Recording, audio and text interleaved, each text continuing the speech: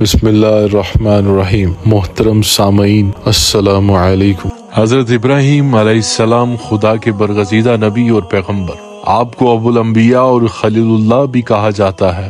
اکثر انبیاء کرام آپ کی اولاد ہیں۔ تورات اور انجیل میں بھی ان کے بارے میں مذکور ہے۔ تورات کی روح سے آپ علیہ السلام 2200 سال قبل مسیح عراق کے قصبہ ار میں پیدا ہوئے۔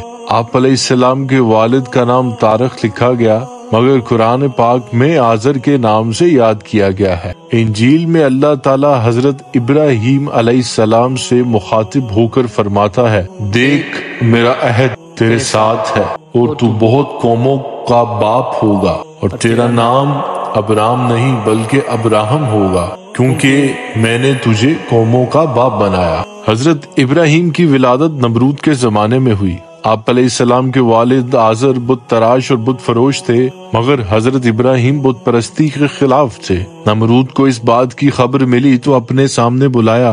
آپ علیہ السلام نے اسے سجدہ نہ کیا، پوچھنے پر بتایا کہ میں اپنے پروردگار کے سوا کسی دوسرے کو سجدہ نہیں کرتا۔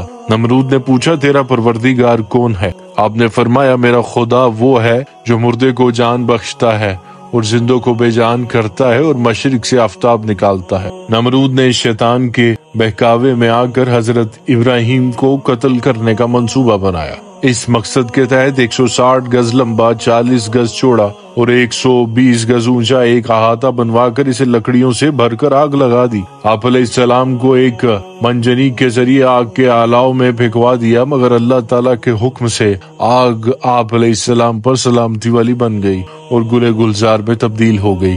یہ دیکھ کر نمرود کی لڑکی آپ علیہ السلام پر ایمان لے آئی، مگر حامان کے بہکاوے پر نمرود ایمان نہ لایا، بلکہ ابراہیم علیہ السلام کے مقابلے کے لیے لشکر اکٹھا کیا۔ آپ علیہ السلام نے دعا کی اور اللہ تعالیٰ نے مچھروں کا لشکر بھیجا، جس نے نمرود کے سپاہیوں کا گوشت پوست کھا لیا، یہاں تک کہ ایک مچھر نمرود کے دماغ میں جا بیٹھا اور اس کا مغز کھانا شروع کر دیا۔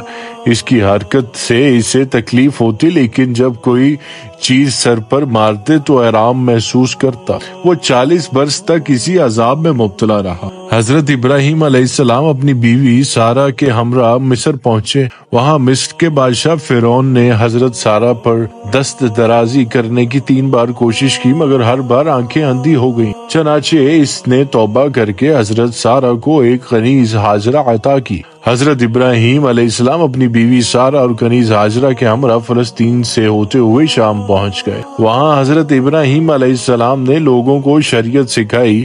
آپ نے خدا کی عبادت کے لیے جب ایک قبلہ کی دعا تو حضرت جبرائیل علیہ السلام نے جنت سے ایک پتھر لا کر بیت المقدس میں رکھا۔ حضرت سارہ نے اپنی کنیزہ ہاجرہ آپ کو بخش دی۔ اس کنیز کے بدن سے حضرت اسماعیل علیہ السلام پیدا ہوئے۔ حضرت سارہ نے جب فرزند کی خواہش کی تو ان کے بطن سے حضرت اسحاق علیہ السلام پیدا ہوئے۔ کچھ عرصہ بعد حضرت ابراہیم علیہ السلام نے 3 روز تک متواتر خواب میں دیکھا، کوئی شخص کہتا ہے کہ اپنے بیٹے کو قربان کرو، کیونکہ انہوں نے اس کی نظر مانی تھی۔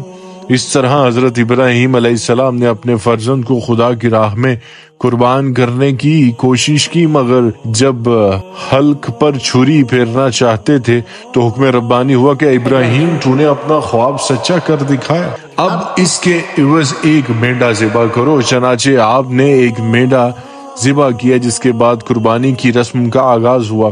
حضرت ابراہیم علیہ السلام کو جب تعمیر کعبہ کا حکم ہوا تو آپ نے حضرت اسماعیل کے ہمراہ خانہ کعبہ تعمیر کیا۔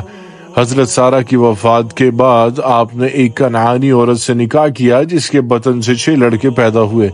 آپ علیہ السلام نے 200 سال کی عمر پائی۔ آپ کو قدس خلیل ہیبرون میں دفن کیا گیا۔ اگر ویڈیو اچھی لگی تو چینل کو سبسکرائب کریں تاکہ ہماری نئی آنے والی ویڈیو آپ تک پہنچ سکے۔ شکریہ۔